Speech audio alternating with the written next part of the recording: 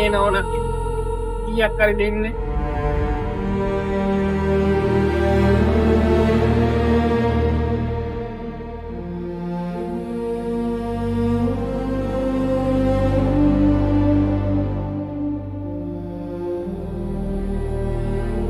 අනේ මහත්තයෝ මං ජීවත් වෙන්නේ හරි අමාරුවෙන්. මට කීයක් හරි දෙන්නේ.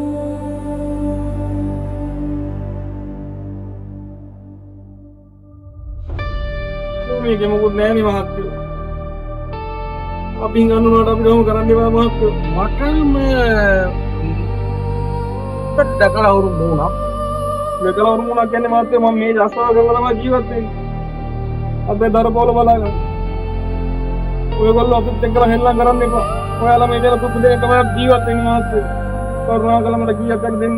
ගොඩාක් පින් සිද්ධ මේ බලන්න මයි කකුල හැටි. මේ කකුල කවදාමයි කන්දෙන් වෙන්නේ දන්නේ. අපි කොහොමද දුක්ඛ ජීවිතයක් ගත කරන්නේ?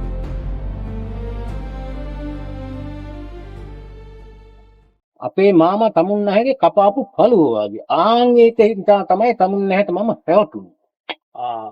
ඒ කියන්නේ මේ මහත්තයා වලිගේ පාගගෙන තමයි තියෙන්නේ. මේමයි මහත්තයෝ. මේ ලෝකේ එක වගේ මිනිස්සු ගොඩක් ඉන්නවා කියලා තියෙනවනේ. ඒක තමයි මහත්තයාට වෙන්නේ නැත්තේ.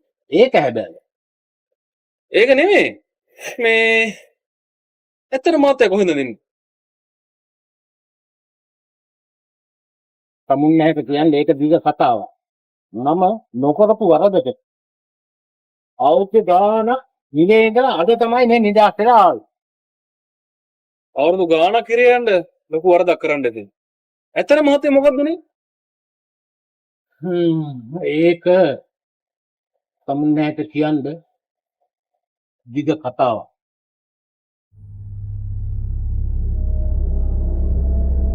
ගාමිණීගේ උපන්ගම මිනුවන්ගොඩයි. එම ප්‍රදේශයෙන්ම විවාහයක් කරගත් ඔහු තම ජීවනෝපාය සඳහා නන්නාඳුනන ප්‍රදේශයකට ගියේ තම ගම් ප්‍රදේශයේ හිඳගෙන පිළිවෙලකට රැකියාවක් කරන්නට තරම් අධ්‍යාපනයක් හෝ ආර්ථික ශක්තියක් නොවූ නිසාය.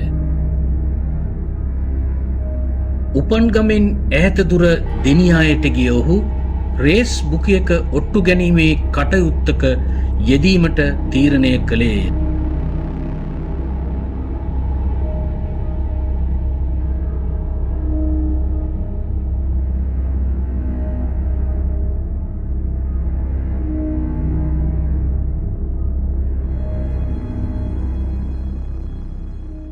ජීවත් වීමට ප්‍රමාණවත් ආදායමක් ලැබීමට පටන්ගත් නිසා කුඩා නිවසක් කුලියටගෙන දෙනියාය ස්ථීර පදිංචිය කරගත්තේය.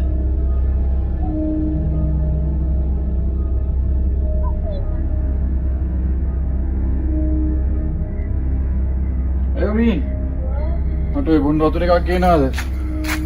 හරි මාන්සි අතන.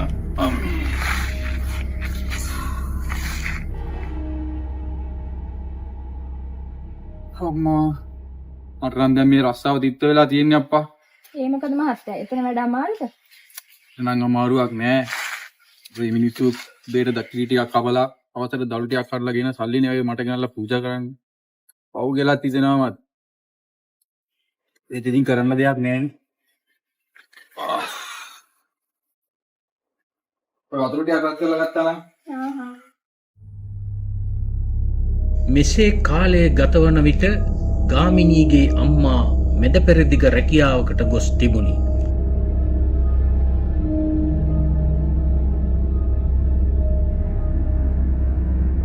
අම්මා මෙසේ කාලයක් තිස්සේ ඊතර රැකියාවකට ගොස් නිරතවීම නිසා තමාගේ පවුලේ අනෙක් සහෝදර සහෝදරියන්ගේ අධ්‍යාපනයේද කඩාකප්පල් වී අතරමං වූ බව ඔහු එදා පවසද්දී තම අම්මාට අසීමිත ආදරයක් දැක් වූ බව පුන පුනා කීවේය.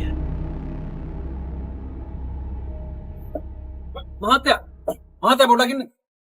මේ අනේ මහත්තයා මට ඊටු ටිකක් කියලා යන්න. මට නිකන් හිතට මොකක්ද වගේ මහත්තයා. ඔයාගේ කතාව මට කියලා යන්න ඊටු ටිකක් කියලා යන්න.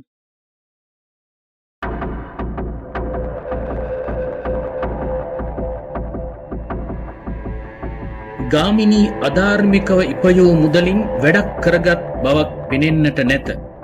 දිනපතා හවස මත්පැන් පානය කිරීම ජීවිතයේ ප්‍රධාන අංගය විය. එය තමාගේ විනාශයට හේතු වන බව වැටහෙන විට ඉතා ප්‍රමාද වී තිබුණි. කෙසේ වුවත් ගාමිණී හිරියටත් දරුවන්ටත් අඩුපාඩුවක් නොකොට පවුල හොඳින් රැකගෙන ජීවත් වී ඇත.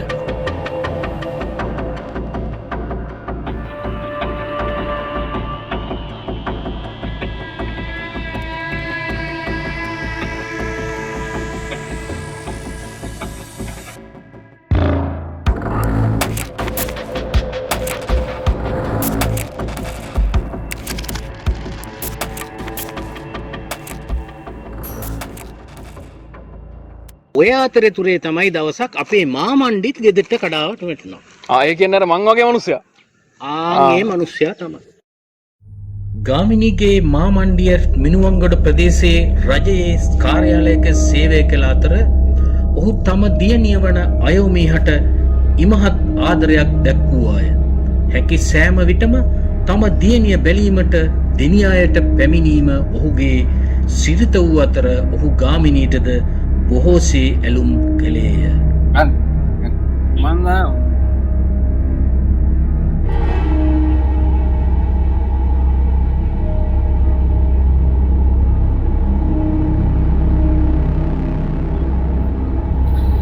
මට කවදාවත් මේ වගේ මෑණියෙක් හම්බෙලා නැහැ. මම කපුවේ අමාරු කාර්යයා. දැන් දෙවා පුතා මං ඉවරයි. ඒයි මම මේ ඔයාට කියන්නමයි හිටියේ. කියන්න. මාලිගා දෙන්නත් මෙහෙට එක්කන් එමුද? උන් දෙන්න මේ බෝකු කටවගාව රස්තේ අද වෙවි ඉන්න බොරුවට නිකන් නැස්ති වෙනවා. ප්‍රශ්නයක් නෑ. මුළු පවුලම කියනද? නවත්ත. ප්‍රශ්නයක්. බලපන් දුවේ මං එදා ගත්ත තීරණය.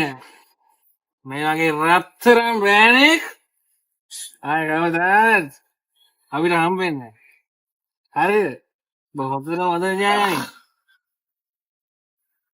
පවුලම නවත්තන්න ප්‍රශ්නයක් නෑ.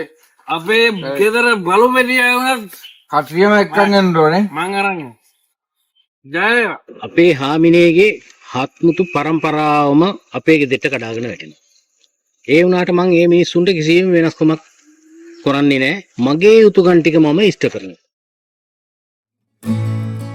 මේ අතරතුර පිටරට සිට තම අම්මාද ගාමිණීගේ නිවසට ආවාය.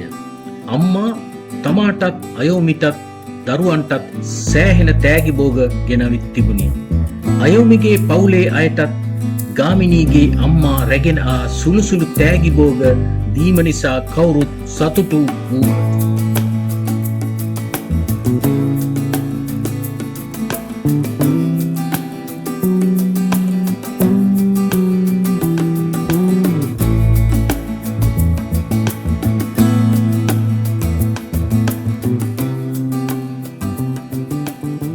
මගේ හාමිනේ ඉන්නේ අයෝමිගේ තාත්තා මගේ මාමණ්ඩිගේ මාලයක් නැති වුණා කියලා ඒ දවස්වල කතාවක් ඇති වුණා.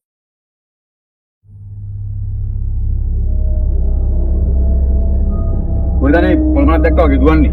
ඔයා දැකලා ආගියානේ. ඔයන්ට කොහොම හත්ය මාර වැඩන්නේ වෙලා තියෙන්නේ. ඔව්. මොකද? අපේ තාත්තයා කඩමාලේ නැති වෙලානේ. මොන?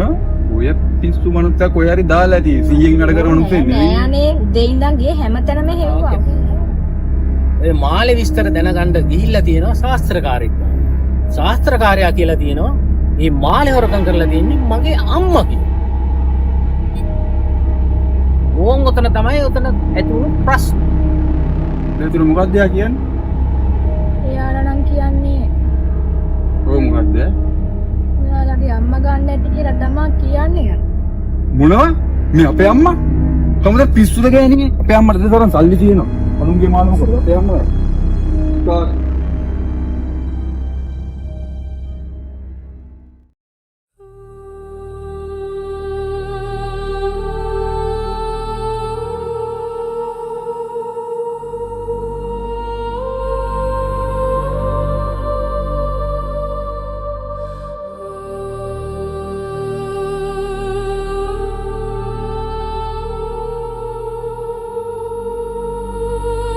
මේ අතරතුර තමාට එල්ල වූ අභූත චෝදනාව නිසා බරපතල ලෙස සිත් තැවුලට පත් වී සිටි ගාමිණීගේ අම්මා නැවත මැද පෙරදිග රැකියාවට ගිය අතර ඉඳහිට මාමණ්ඩී ගෙදර ආවත් ගාමිණී සමග නම් ලෙන්ගතු ඇසුරක් දැක් වූයේ නැත.